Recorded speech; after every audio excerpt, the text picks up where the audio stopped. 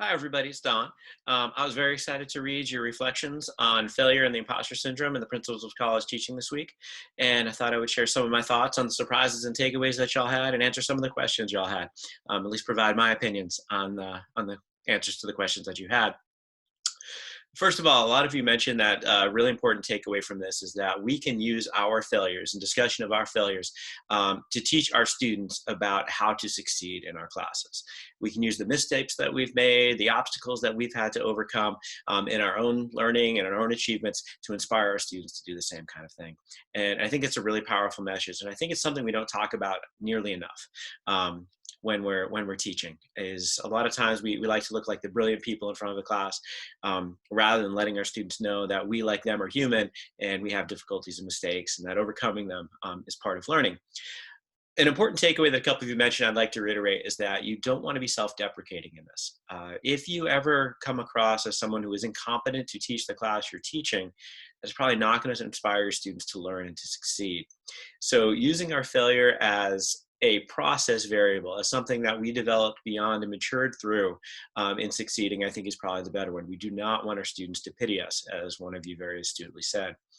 Um, I do think it was an important takeaway that one of you mentioned, only one of you mentioned this, is that our success can expire.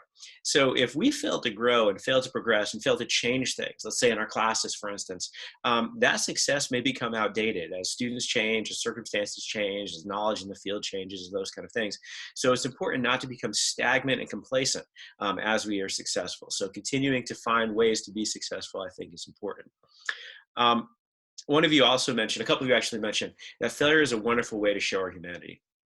And you've heard me say before, I think that that piece should be the foundation of our teaching personas, that preparation, that expertise, that authenticity, that caring, and that engagement. And failure is a way to show a lot of those. We can prepare to teach failure. We can use failure to show as a step toward our expertise. We can obviously show our humanity and our authenticity and that we care through sharing our failure with our students. And we can also show that we're engaged by doing that. So I think failure is a really good way to achieve peace. And I like that statement. Failure is a good way to achieve peace. So I was really excited to see that there are a lot of good takeaways, and a couple of you mentioned that storytelling is a very effective teaching tool, and I absolutely agree. I tell a lot of stories when I teach. So now there are some questions that some of you have, and some of these are really, really good questions. One of you said, well, what happens when students don't want to learn from their mistakes? They may be resistant to the experience of failure in your class. Yes, that is absolutely true. There are a lot of students out there, a lot of faculty out there who do not like failure. And personally, failing, it's hard. And for a discipline where, rejection is so frequent in the job market and trying to get publications and those kind of things, we don't like to fail, and our students don't like to fail.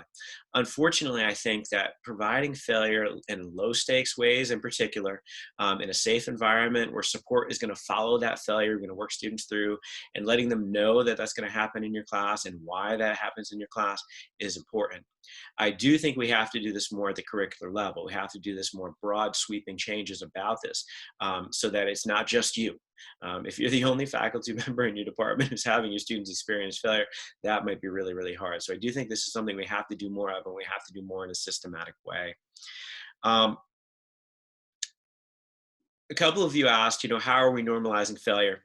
And is this something we're training and doing workshops on for faculty? And in reality, we're probably not. I was really, really excited that Spotlight used a theme this year and that the theme was failure. This is the first time we've had a theme of Spotlight. And I think it's important that we talk about failure more. So I haven't seen a lot of this, but I can tell you that at K-State, we're doing more of this because we recognize this as being important. A couple of you wondered if there were differences in how professors would be willing to share their failures. And one of you mentioned in particular that minority groups who might have stereotypes about their ability to succeed in a domain might be less willing to share their failures. And I absolutely agree that that's a huge issue. So if you're someone who in your field is stereotypically not as good in that field or underrepresented in that group, you might be very concerned about confirming stereotypes about the competence by sharing failure in class. So I think that failure is something you have to be comfortable with. And I think that failure is always part of a discussion towards success. It's not just, look how bad I was or how stupid I am. It's, look what I overcame. And I think then failure it can become a step toward achievement. However, if you are not comfortable doing this in your class, if you are afraid that you're sharing your failure in however way you think to share it is going to result in people seeing you as incompetent or creating pity for you, then I'd be real careful about doing that. Um, One of you mentioned, when can we talk about success? I think we should talk about success a lot. I think that success can be inspirational, but I do think when we're framing success, talking about success as being the outcome of effort is important. I think if we tell our students that I was successful because I'm innately brilliant, then what we're doing is we're really solidifying a fixed mindset for them, a mindset where things are inherent and we get what is kind of predetermined for us, versus a growth mindset, which means that we can improve through work and through challenge and through trial and error and those kind of things. If we're letting our students know that we are successful because we tried, because we exerted effort, because we used our support systems, then think success stories are a wonderful inspiration to get our students to work, to learn, and to succeed themselves. A couple of you mentioned, what do we do after we talk about the feelings of failure or the feelings of success, or the stories of failure or the stories of success, excuse me. I think we find the lesson. One of the things that anytime I tell my students a story about failure, I try to make sure they know why I told them that story. And oftentimes I'll ask them, why did I tell you this story? It wasn't just to make me look silly. Why did I tell you this story? And then we get metacognitive about what the process was, what the reasoning was for why we discussed failure in the first place. So I think these are wonderful conversations to have after. Have a debriefing of sorts after we've discussed a success story or a failure story. And make sure your students are understanding the statement you're making about mindset, the statement you're making about grit, the statement you're making about the realities of being successful in a competitive world, whatever those realities happen to be for that story, but making sure your students are getting the message that you intended to convey. I think those are really, really important. And then, and this is where the final kinds of question came about, is this idea of having students resubmit their work until they achieve an excellent result. So there's faculty member at our institution who uses A's and not yet. All right, so you either have an A already or you're not yet there and you continue to resubmit until you get an A. And when other students get there, when other students have achieved their A, then they become the support system for the students who have it and they help them along. And a couple of you had real good questions about how does this fit in a curriculum and how would this be perceived by colleagues and those kinds of things. I'll tell you that this is a little bit controversial. And one of you had mentioned, the high achieving students aren't going to like this, and you may well be right.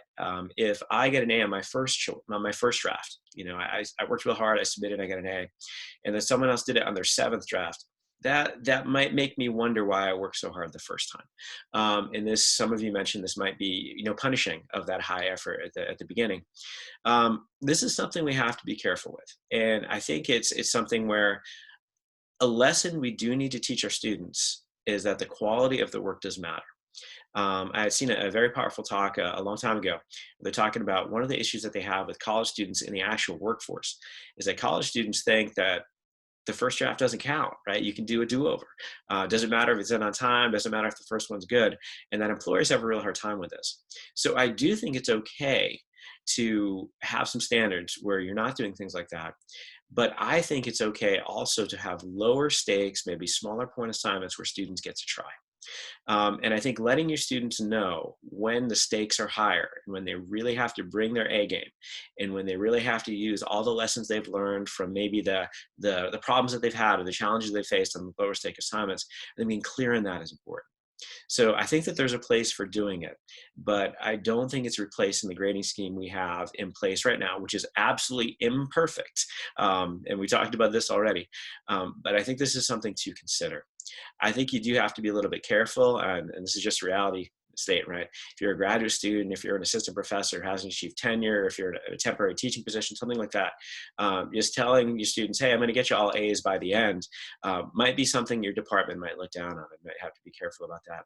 But I do think, and this is the lesson I would take from this, is that we've got to understand, is the focus in our classes promoting student learning or promoting students' grades? And these are not exactly the same thing. And this is the question I'm going to throw back at you. What do you want your students to get out of your class? Do you want them to learn, or do you want them to get a high grade? And once you've made your decision, how are you going to get them there? So this is something that I hope you'll think about.